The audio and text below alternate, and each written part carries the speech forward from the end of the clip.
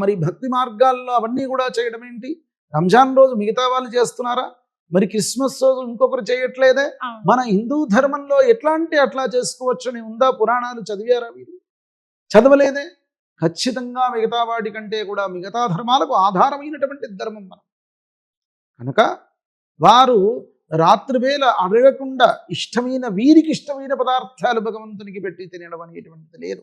మొట్టమొదటి రోజున భక్తితో శ్రవణం, స్వామి యొక్క ఆరాధన పూరితమైన విషయాలు, శమంతకోపాఖ్యానాన్ని వినాలి. మొట్టమొదటి రోజు స్వామి లీలలు వినాలి.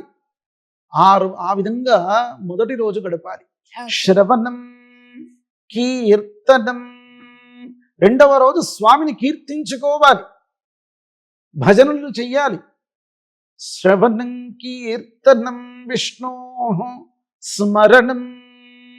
ఎల్లప్పుడూ ఆ రోజు మూడవ రోజు స్వామిని స్మరించుకుంటూనే ఉండాలి.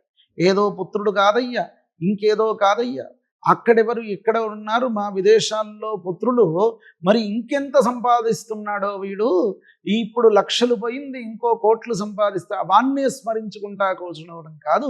ఆఖరికి ఈ నవరాత్రుల్లో అయినా, ఈ మూడవ రోజైనా వీరిని ఈ పరమాత్మ స్వరూపమైనటువంటి బ్రహ్మాది దేవతల ఏకీకృతమైనటువంటి ఈ ఉత్తమమైనటువంటి వినాయకుని పూజ చెయ్యండి అయ్యా.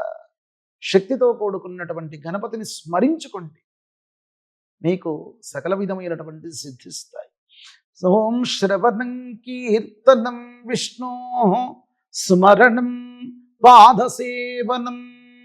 ఎక్కడ నవరాత్రులు చేస్తారో మీ వీధుల్లో కానీ మీ ఇంట్లో కానీ ఈ 4వ రోజు వెళ్ళి అక్కడ మొత్తం ప్రతి పని చెయ్యాలి. ఊడవడం దగ్గర నుంచి, క్లీన్ చేయడం దగ్గర నుంచి ప్రతిదీ ఆ స్వామివారి పైన ఉన్న నిర్మాల్యమంతా తివ్వడు వీడు.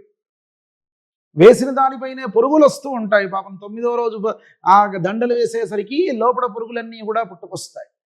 ఆ లడ్డు ఇంకా వేలం వేయడం, ఇంకేదో వింతమైనటువంటి చేష్టలు ఇక్కడ కూడా.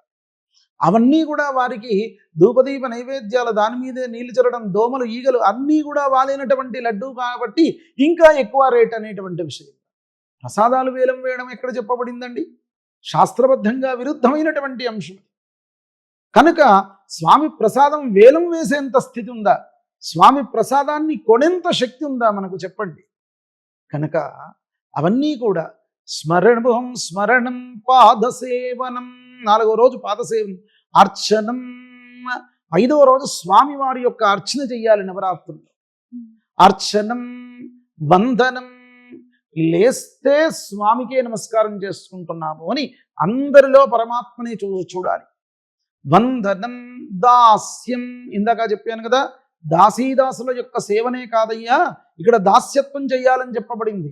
అనంటే దేవాలయానికి వెళ్ళి నేను చైర్మన్ అయ్యా, ఖండువలు కప్పుకున్నాను, నాకు మర్యాదలు చెయ్యాలంటే మీకు ఫలితం రాదు.